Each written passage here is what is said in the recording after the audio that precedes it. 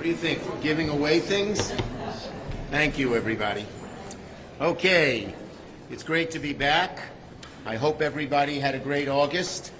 I did. A lot of work, little vacation, and now we're all glad and eager to be back to get the people's work done. But we will only do it if people be quiet. Okay, I want to thank Senators Durbin and Murray and Stabenow for being here. Now, over the past few months, the Senate Appropriations process has been a shining example of how things should get done in Washington. These are times when people are divided. This is a closely divided chamber. But nevertheless, we can summarize the Senate's work in funding the government in one word: bipartisan. Bipartisan.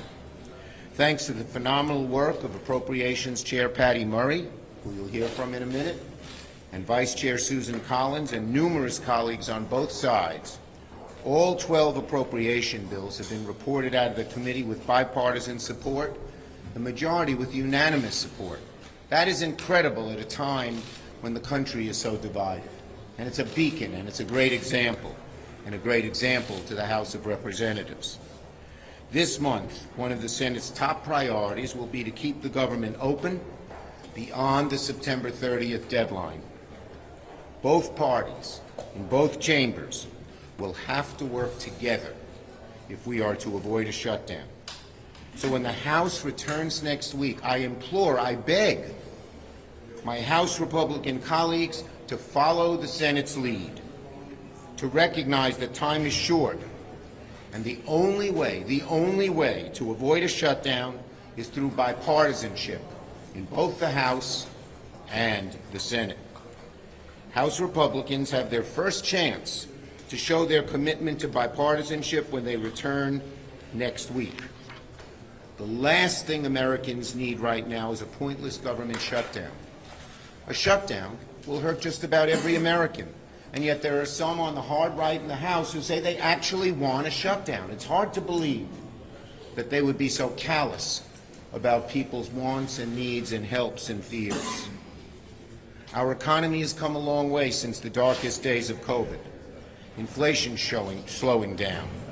Job growth remains strong. The investments we've made through the infrastructure law, the CHIPS and Science Act, the Inflation Reduction Act are paying off with new projects, new jobs, and prices going down in so many areas, like drugs. We can't squander that all now. A shutdown is unnecessary and would harm many American families and businesses, just about everybody. But if both sides work in good faith, embrace bipartisanship as we've done in the Senate, avoid all or nothing tactics, my way or the highway tactics, which they tried to do on the debt ceiling, then there'll be no shutdown, and that'll be good news for the American people. Now, for the work ahead of us. Next week, we will take up 3 bills to start the minibus: Transportation HUD, Milcon, and Agriculture. I will file cloture tomorrow on the motion to proceed on this minibus, and we will vote on the motion to proceed Monday evening. We expect a strong bipartisan vote, and then we will proceed to the appropriations bills using what we said we would do, regular order, allowing amendments and discussing the bills as the Senate should work. So that is where we're headed. We're moving in a great path in the Senate. We hope the House comes to its senses and follows our example and passes bipartisan legislation, and then we will be able to avoid a government shutdown. Senator Murray. Well, like all of my colleagues, I've been back home with my constituents, talking with them about their concerns and priorities, and let me tell you, they do not want to spend the next month wondering if Congress is going to fulfill its most basic obligation and fund the government. Here in the Senate, we have proven there is exactly zero reason for chaos or for shutdown. I'm working with Vice Chair Collins. The Senate Appropriations Committee has shown the American people that Congress can actually do its job. that we can work in a timely, bipartisan way to solve problems and make life better for the communities that we represent. We heard from members on both sides of the aisle. They want to return to regular order, and we have been working very hard to make sure an open, bipartisan process is going on to make that happen. We held markups with input from members on both sides and televised them for the first time ever, so everyone could see what was in them and what was going on. The result was real progress. For the first time in 5 years, we passed all 12 appropriations bills out of committee and did it with overwhelming bipartisan support. 9 of the 12 committee bills were unanimous or had just a single no vote. We spent a lot of time and a lot of late nights and early mornings negotiating serious bills which can actually be signed into law and which actually follow the bipartisan debt limit deal President Biden and Speaker McCarthy struck earlier this year. We have provided a clear bipartisan roadmap to fund the government under extremely difficult constraints, proving Congress can work together and through its differences. The next step, as you just heard, is to bring these bills to the floor, and we will start next week with the MilCon VA, Ag FDA, and the THUD bill. And we hope, again, to move to them as early as Monday evening. That's very good progress, but I think we all understand that a CR is going to be necessary to make sure we have time to complete this whole process. And that supplemental funding, like President Biden has requested, is absolutely necessary to support our Ukrainian allies, provide relief for the truly heartbreaking disasters we have seen around the country, and stop the flow of fentanyl and more. And let me be clear, we can and should meet the President's full supplemental funding request. There are too many urgent priorities that we cannot afford to shortchange, everything from delivering the disaster relief communities desperately need to recover, to paying our wildland firefighters, and continuing to have our Ukrainian allies back. On that note, I have to say, I hope we can all come together, Democrats and Republicans as well, to address the child care crisis, as critical dollars for that are expected to expire at the end of this month. I'm ready to work with our Republican colleagues in every way possible to make sure that our child care centers remain open and our kids don't lose those slots, and parents, especially our moms, can stay at work. Now, as many of you know, I am no stranger to tough negotiations or fiscal brinkmanship, but I think it does bear repeating. The Senate has shown there is a genuine bipartisan path to do our jobs and fund the government.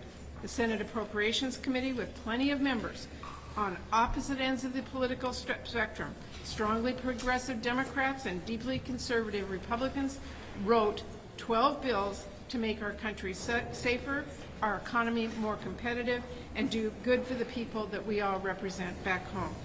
We are full steam ahead here in the Senate, and as we move forward, I hope that my colleagues in both chambers remember the power of the purse rests with Congress. We have to take that responsibility seriously. Thank you. Senator Durbin. What you've just heard from Senator Murray is nothing short of remarkable. I've been on the Senate Appropriations Committee for 25 years. I had just about given up hope that we could return to regular order. But the two new leaders on the committee, especially Senator Patty Murray, along with Senator Collins, are setting an example for Congress and for the nation that when the two parties work together, it's in the best interest of the United States. And they've done it in a fashion that is easily explained and easily defended. They've based their appropriation bills on the agreement reached between the President of the United States, the Speaker of the House, and the leaders in Congress, just several weeks ago for that matter. And they've done it in a remarkable way. To think that we have had only maybe 12 dissenting votes and 12 bills is amazing. And it's just a tribute to both of their efforts, and I hope that we can see much more of that occurring in the near future. We need to avoid wild cuts in spending that have been proposed by some extreme members of the House. The notion that we're going to cut medical research at this moment in our history, the idea of cutting education, public safety, public health programs, we've got to reject these extreme views. Stick to the center line in the American political scene and that means coming together to solve problems in a responsible, bipartisan way. Here in the Senate, we're going to follow regular order, which is another thing I never thought I'd see again. I want to commend Senator Murray and the leadership with Chuck to bring us to this point. We need to work together on a bipartisan basis. I was on the floor the other day when Senate Minority Leader McConnell said, and I quote, "Keep the lights on by funding government through regular order," in which the Appropriations Committee has made a true unified headway in that regard. I hope our House Republican colleagues were watching. I hope they'll come back and work with us on a bipartisan basis. That is exactly what the American people have asked for. Senator Stabenow. Well, thank you. Good afternoon. Welcome back, everybody. I, too, want to lend, first of all, my words of thanks to Senator Schumer. Always wanted to get things done. That's what we're all about. And Senator Murray and Senator Collins for moving the appropriations process forward in regular order with strong bipartisan support. I will note, for the record, first time 2 women as the leaders of the committee. Just saying, right. So, women leading on time, on budget. So, I'm just saying. This is really good news. Yeah. This is really good news, and it follows the agreement. Remember that agreement at the end of May with President Biden and the Speaker of the House shaking hands on a budget agreement on spending that we would be doing for this year? Well, that's what we're doing, is following through on the commitment that they made. And we all know then what happened. Extreme members of the House are trying to derail the agreement the Speaker of the House made with the President of the United States and trying to derail our progress. Government shutdown threatens the safety of Americans in every single area of our lives. Support for the troops and national defense, air travel, rail safety, food inspections through the USDA, basically our ability to provide Americans with the daily services that they need and deserve. Not to mention the hardship that'll be created for millions of hardworking public employees. You know, there's so much good news right now. We're rebuilding America, bringing jobs home from overseas, creating a manufacturing renaissance, and I can say that from Michigan, that it's very exciting to see what's happening on manufacturing. 187,000 jobs created in August alone. 13.5 million jobs created during President Biden's just first 2.5 years. This isn't by accident. Democrats are focused on growing the middle class of this country and by bringing down costs. A Republican government shutdown would completely undermine our country's progress right now. So thank you again to Senator Schumer, to our great leaders on the Appropriations Committee. We are committed to a bipartisan approach to governing our country. That's what the American people want, and that's what they deserve. Thank you. Okay, questions? Go ahead. Will you commit to holding a vote on the chairman of the Joint Chiefs of Staff's nominee if the standoff with Temple persists? The bottom line is this is a problem created by Republicans, and it's up to them to solve it. Senator McConnell, Senator Thune have said they disagree with Tuberville. It's now up to the Republican Party to get him in line. We're not going to shift the burden to Democrats when this is a Republican-caused problem. Next. Go ahead.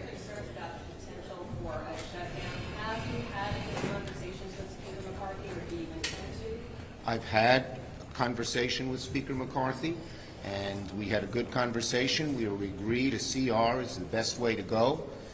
He's going to have a rough time implementing it, but I hope he sticks to his guns. And I think he knows, I think Leader McCarthy knows, that if a shutdown happens, it'll be caused by House Republicans. It'll be bad for the country, but it'll also be very bad for them.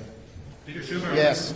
Thank you, Leader Schumer. The UK Parliament just recognized Taiwan as an independent country. Should Congress do the same, or at least the Senate do the same? No, I think that with the present situation is where we should stay. Yes. Yes, there was a hand there. Yeah, way back there. I would like to call on a new person there. Hi, new person. So I wanted to get your thoughts on the fact that lawmakers in both the House and also in the Senate have voiced concerns about Senator McConnell and his health. Can you offer your thoughts on Look, this? I'm very glad to see McConnell back. He's doing well. We're working together well, and I always wish him the best. Yes. We have this one coming up on AI next week. Talk about your role in that. Secondarily, are you any closer to getting members any sort of legislation that you think you can do on AI? Okay, look, AI is one of the 2 or 3 most serious problems we face in the future, but it's also one of the 2 or 3 best opportunities we face in the future. So it's very, very important to both maximize the opportunities and the good that AI can do and minimize the harm, both of which are very large. Our forum is unique because this is such the inside forums that we've set up, and you can see that we have a very broad-based, balanced attendance of people who are experts, people who have AI systems in place, and critics. They're all coming together.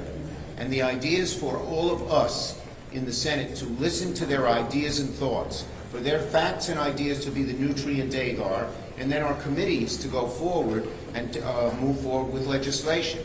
We can't put our heads in the sand like ostriches. If we don't do anything, AI is going to move forward without us, and the dangers could be maximized and the opportunities could be minimized. And so this is going to be one of the most important sessions, if you will, that Congress has had. Why did we do it this way? Because it's so unique. It is broad and deep. It's going to affect every aspect of society. It is constantly changing, and it is very complicated. So I'm very, very pleased with how this has happened, and as everything else we're trying to do, or much else we're trying to do, we're doing it in a bipartisan way, and Senators Rounds and myself and Heinrich and Young have been working very hard all of August to put this forum together, and we think it'll do a lot of good. Yes. Are you concerned at all that Republican calls for impeachment could get in the way of the budget negotiations and really tie to the budget negotiations? The Republican calls for impeachment are absurd, and we're going to move forward and do our job here in the Senate of funding the government and doing the many other things that I listed in the dear colleague I sent that we need to do. Thank you, everybody.